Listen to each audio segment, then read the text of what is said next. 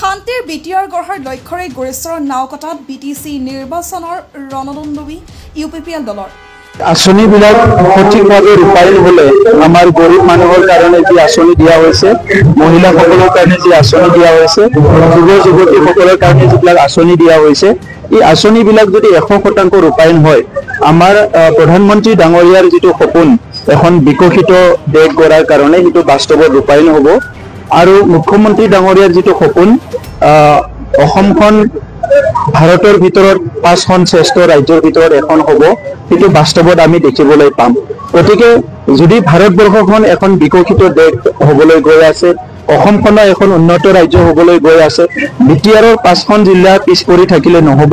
গতিকে এই 5খন জিলাত আমি হেল্থ ছেক্টৰত, এডুকেশ্যন ছেক্টৰত, আমাৰ বিভিন্ন ইনফ্ৰাষ্ট্ৰাকচাৰ ছেক্টৰত, এগ্ৰিকালচাৰ ছেক্টৰত, এমপ্লয়মেণ্ট ছেক্টৰত সবতো আমি আমাৰ বিটিআৰ চৰকাৰখনে কিছুমান ফ্লেগশ্বিপ প্ৰগ্ৰাম লৈ পেলাই আমি কাম কৰি আছো। গতিকে সেই প্ৰগ্ৰামবিলাক ৰাইজক আৰু বুজাই দিয়াটো দৰকাৰ আছে, কাৰণ কেতিয়াবা অফিচাৰসকলে ভালকে বুজাব পাৰে, কেতিয়াবা বুজাব নোৱাৰে, আৰু সেইকাৰণে যেনেকে ৰূপায়ণ হ'ব লাগে তেনেকা ৰূপায়ণ নহয়। বহুত সময়ত প্ৰশ্ন হয়, এইটো আঁচনি ভালকে ৰূপায়ণ হ'লে, এইটো হোৱা নাই। PMIৰ ঘৰবিলাক আগৰ চৰকাৰৰ দিনত 2010ৰ পৰাই আধৰুৱা হৈ আছিলে, এইবিলাক আমি চব শেষ কৰিলো। আৰু আমাৰ দিনত বিটিআৰত আত্মনিৰ্ভৰশীল হিতাধিকাৰী সৃষ্টি কৰি স্বাৱলম্বী কৰাৰ প্ৰয়াস বিটিআৰ প্ৰধান প্ৰমোদ বৰৰ। আছে গড়েশ্বৰ নাওকটা বিহুতলীৰ হিতাধিকাৰী সন্মিলন আৰু আৰ্থ সামাজিক সজাগতা সভা অনুষ্ঠিত কৰে বিটিআৰ চৰকাৰে। 29 শুক্লাই চেৰফাং পৰিষদীয় সমষ্টিভিত্তিত নাওকটা বিহুতলীত অনুষ্ঠিত হয় সভাখন।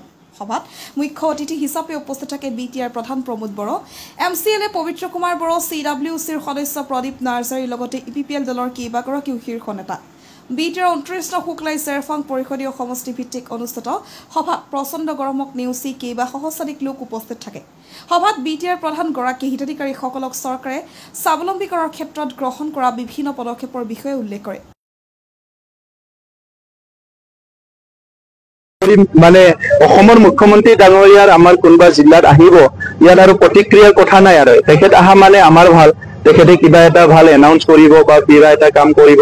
যেতিয়াই মুখ্যমন্ত্ৰী ডাঙৰীয়া আহিছে, কোনোবা এটা অঞ্চলত কিবা এটা ভাল ঘোষণা কৰি থৈ গৈছে, আমিতো বিচাৰো আমাৰ চৰকাৰ অহাৰ আগত কেতিয়াবা মুখ্যমন্ত্ৰী আহিছিল নেকি? শুক্লাই চেৰপাং বা নাওকাটা বা আমাৰ তামোলপুৰত আপোনালোকে কওকচোন, বহুতে আপোনালোকে এই অঞ্চলটো বুজি পায়, কোনদিনা মুখ্যমন্ত্ৰী আহিছিলে? এতিয়া আমাৰ চৰকাৰৰ দিনতহে আহিছে মুখ্যমন্ত্ৰী ডাঙৰীয়া। এতিয়া UPPL বিজেপি চৰকাৰ অহাৰ পিছত বহুতবাৰ মুখ্যমন্ত্ৰী আহিল, ইভেন তামোলপুৰত প্ৰধানমন্ত্ৰী আহি গ'ল, তামোলপুৰত প্ৰাক্তন ৰাষ্ট্ৰপতি ৰামনাথ কোবিন্দ ডাঙৰীয়া আহি গ'ল। চ' আজি যিটো পৰিৱেশ দেশত, আমি প্ৰধানমন্ত্ৰী নৰেন্দ্ৰ মোদী ডাঙৰীয়াক এইকাৰণে ধন্যবাদ জনাওঁ যে সবকে সাথ সবকে বিকাশ, তেখেতৰ যিটো মন্ত্ৰ সেইটো বাস্তৱত ৰূপায়ণ হৈছে।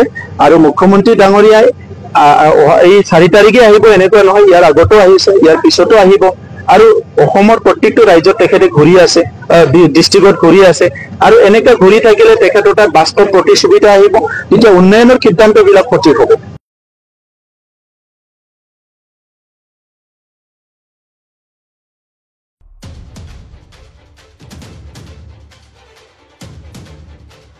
গড়েশ্বৰৰ পৰা কাশ্যপ চৌধুৰীৰ report, the north east times.